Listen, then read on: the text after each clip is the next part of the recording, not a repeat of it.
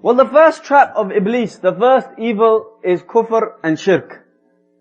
And if Iblis gets a person to do Kufr and Shirk, he is completely happy. He's very happy. He doesn't worry.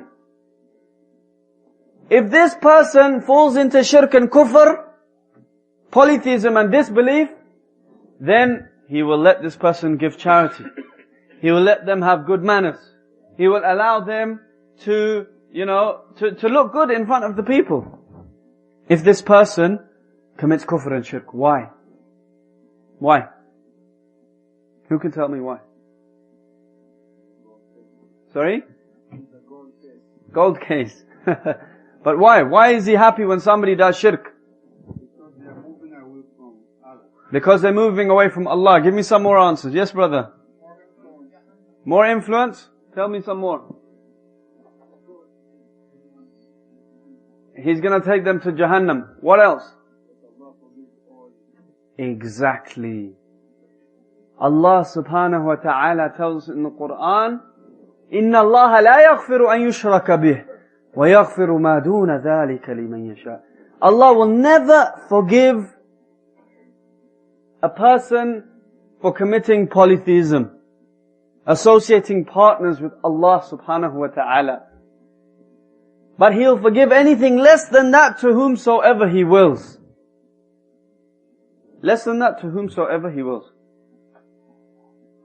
So this means that if Iblis gets a person to commit shirk and then they die on this major shirk, they will never ever ever enter paradise. He's happy. He's a lonely kind of guy, right? So he wants some friends. Where does he want those friends? In Jahannam with him. Nas'alallah as-salam wal-afiyah. So Iblis wants us, may Allah protect us, to enter the hellfire for him, such that you never come out. And the only way for him to do that is to get a person to commit shirk and kufr. So let's see some examples of shirk and kufr.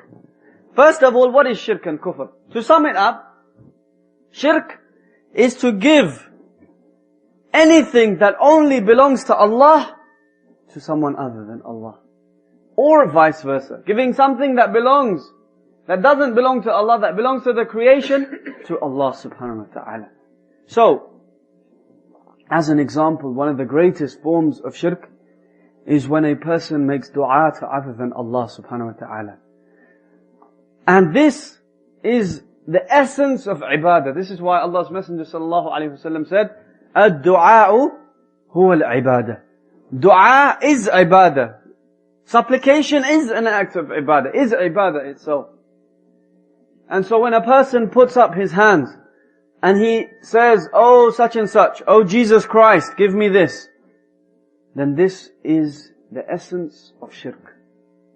Now let me ask you a question. This is for the kids under 50.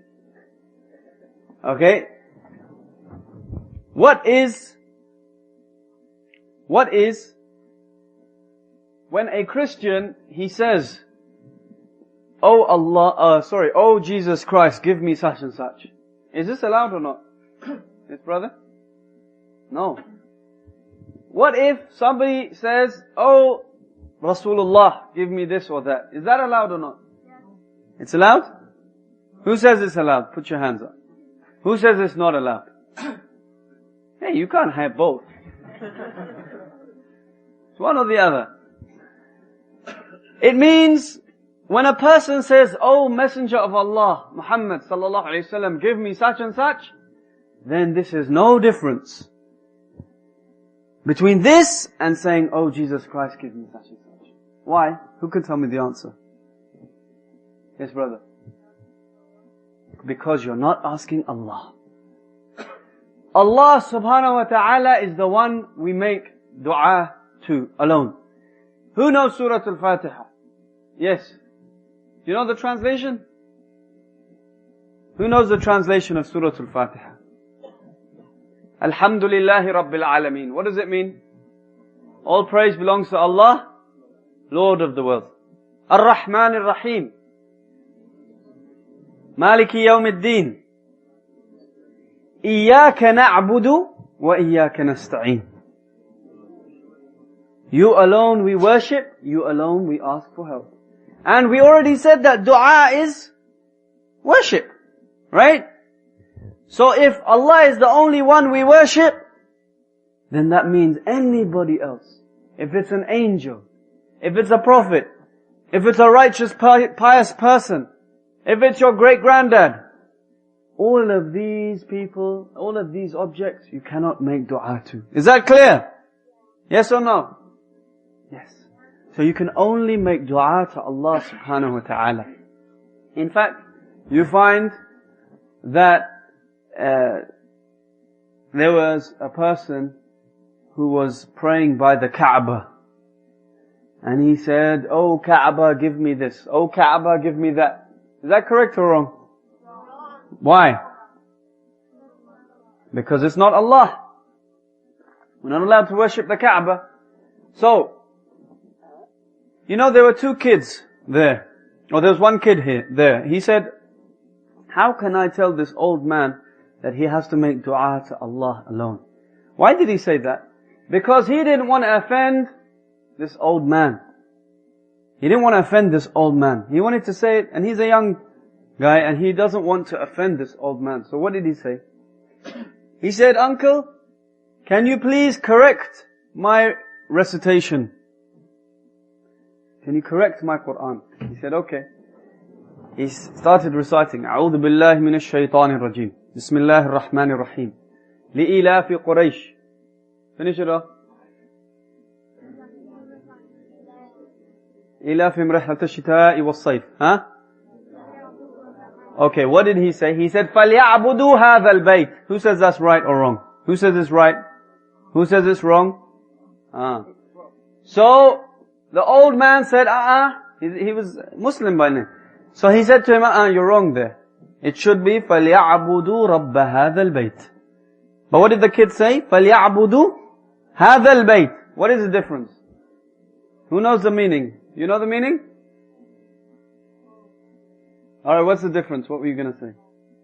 Rabb is missed out. What is Rabb? Allah, Lord.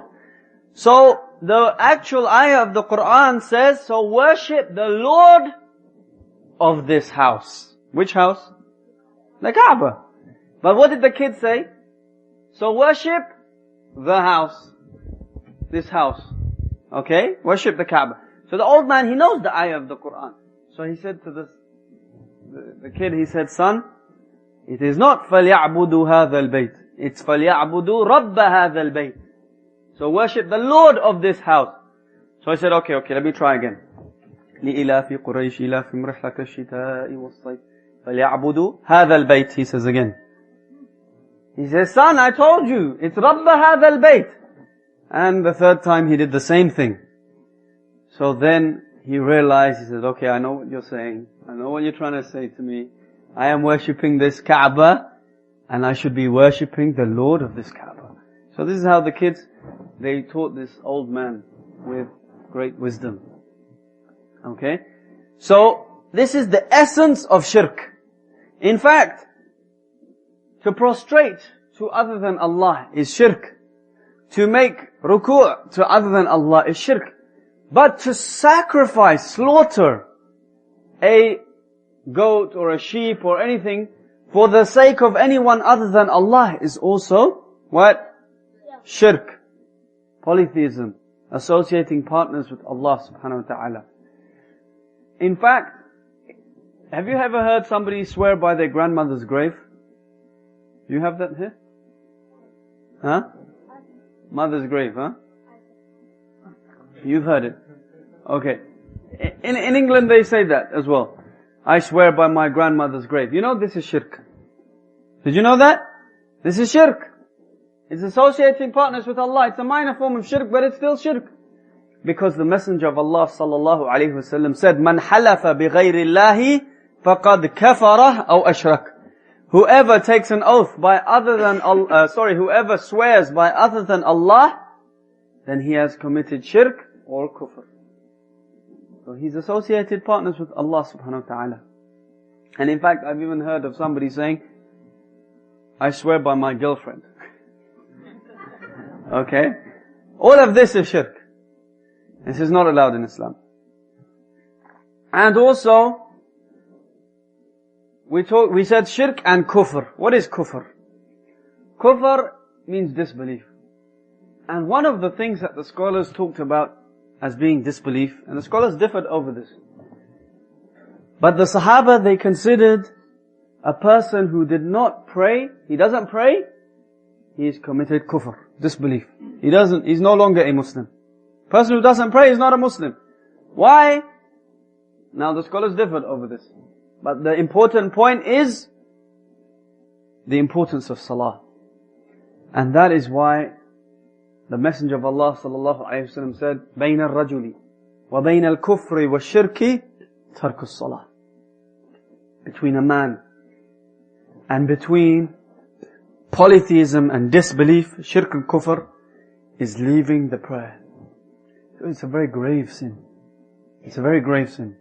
In fact, the Prophet ﷺ mentioned the disbelievers one day, and he said, إِنَّ الْعَهْدَ الَّذِي بَيْنَنَا وَبَيْنَهُمُ الصَّلَاةِ فَمَنْ تَرَكَهَا فَقَدْ كَفَرَ.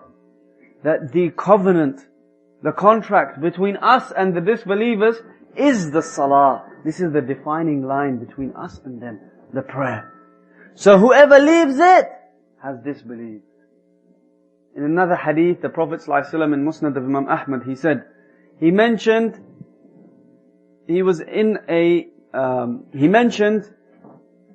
the prayer.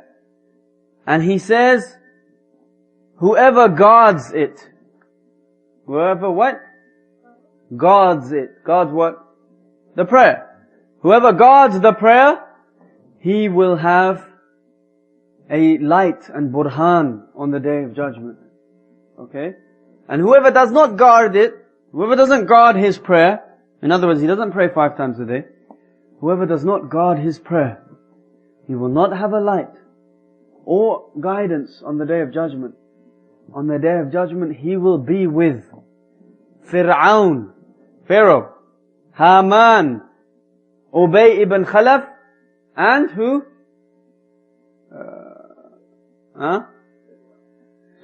Qarun. 4 people. The person who does not guard his prayer on the Day of Judgment will be with these 4 people. May Allah subhanahu wa ta'ala protect us from that. Say Ameen.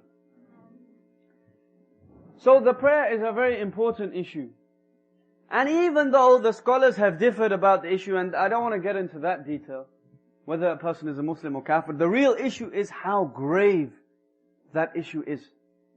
That a person who doesn't pray, how much of a grave issue that is. Would he want to be, even if he's a Muslim, would he want to be with Pharaoh on the Day of Judgment? Yes or no? No. So this is why it's very important to guard one's prayer. So this is the first trap of Iblis, shirk and kufr.